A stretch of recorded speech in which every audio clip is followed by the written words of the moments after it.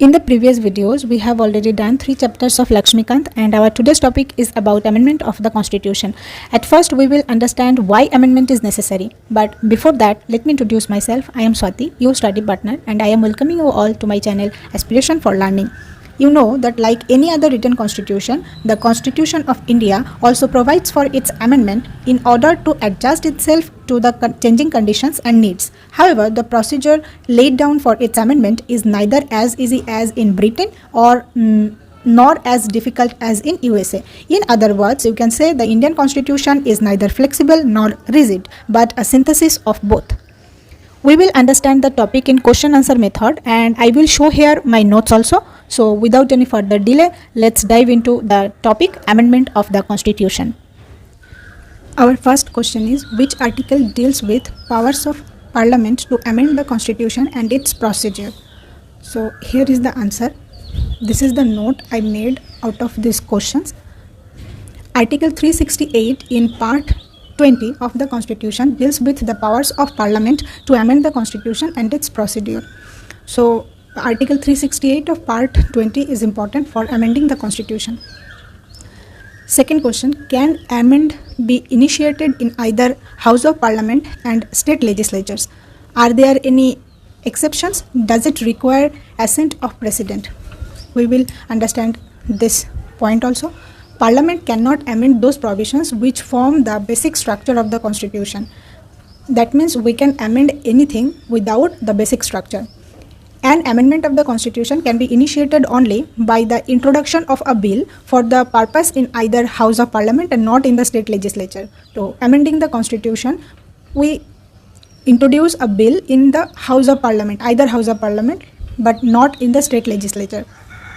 The bill can be introduced either by a minister or by a private member and doesn't require prior permission of the President.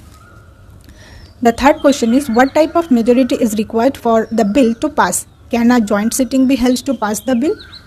The answer is, the bill must be passed in each house by a special majority. That means 2/3 of members present and voting.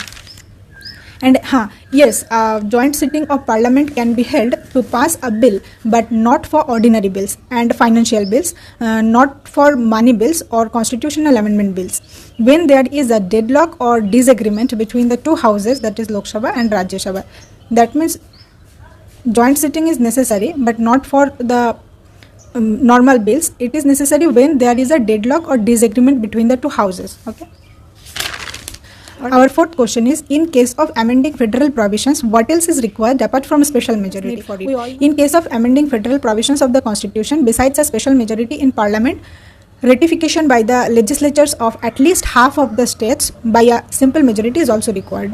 Okay, with the special majority of the Parliament, we required ratification by the legislatures of at least half of the states by a simple majority. Now, here is the fifth question. Can President return the bill for reconsideration by the Parliament?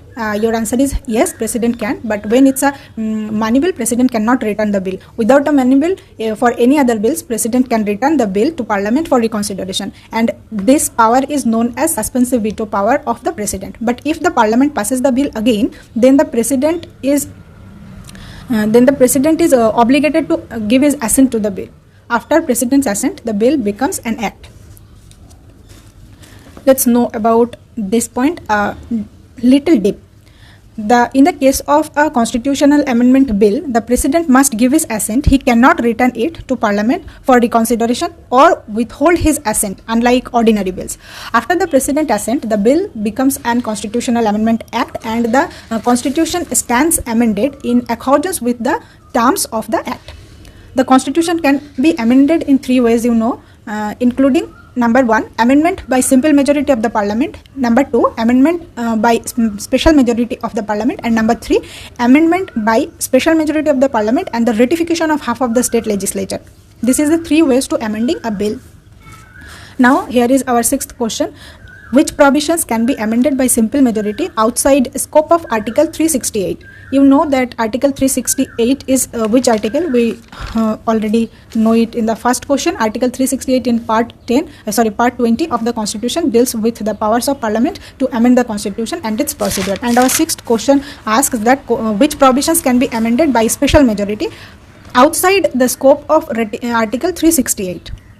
And here is your answer. A number of provisions in the Constitution can be amended by a simple majority of the two houses of Parliament outside the scope of Article 368. And these provisions include admission or establish of new states, formation of new states, and alteration of areas, boundaries, or names of existing states, abolition or creation of legislative councils in states, and second schedule, emoluments, allowances, privileges, and so on of the president, the governors, the speakers, judges, etc. Including this, there are different 18 provisions which can be amended outside the scope of Article 368. The seventh question asks, which provisions required a special majority of the Parliament to be amended? And here is your answer. The majority of the provisions in the Constitution need to be amended by a special majority of the Parliament. The provisions which can be amended by this way include fundamental rights, directive principles of state policies, and all other provisions which are not covered by the first and third categories. First and third categories means there are three categories. We read that in this way Constitution can be amended with the simple majority, with the special majority, and the third one is with the special majority and the ratification of half of the state legislature. Which provisions require a special majority plus consent of states? Those provisions of the constitutions which are related to the federal structure of the polity can be amended by a special majority of the Parliament and also with the consent of the half of the state legislature by a special majority. Is there any time limit? We have to know here that is there any time limit or not, and what if some states take no action, then what will happen? If one or some or all the remaining states take no action on the bill, it doesn't matter. The moment half of the state give their consent, the formality is completed. That means there is no problem if the state doesn't take any action, but if we get the half of the state's consent, then the formality is completed, and there is no time limit within which the state should give their consent to the bill.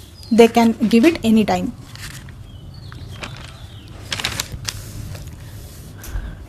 In this way, these provisions can be amended, such as election of the president and its manner, extent of the executive power of the union and the state, supreme courts and high courts, distribution of legislative powers between the union and the states, any of the lists in the 7th schedule.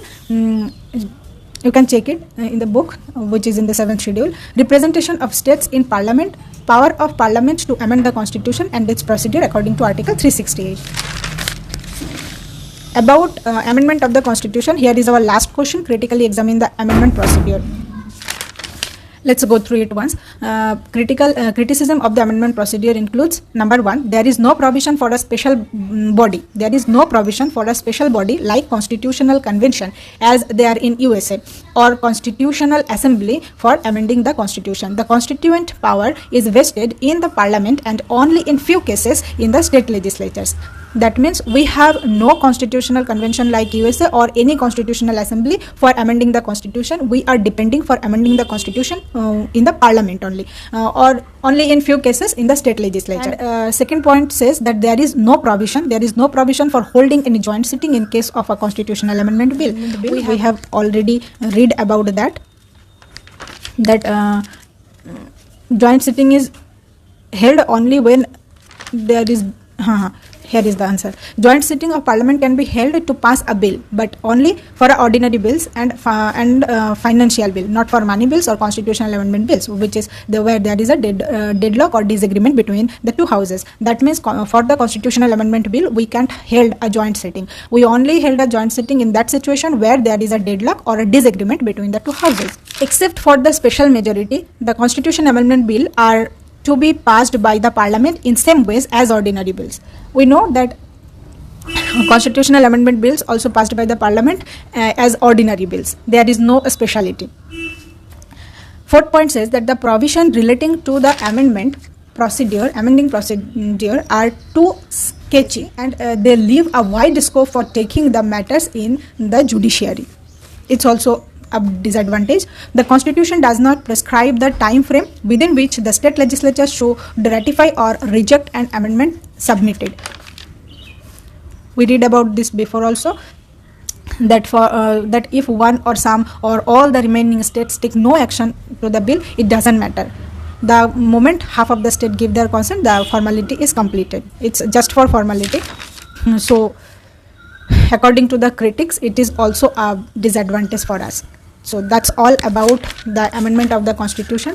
With these 9 questions, we have done our whole topic. That's all for today. If you find this content helpful, please consider subscribing to my channel. Your feedback is always valuable to me. So please feel free to utilize the comment section to share your thoughts. I look forward to revising another chapter with you in the next video. Have a great day and thank you for joining me. I appreciate your presence and wish you continued success. With lots of love and regards, Swati, your study partner.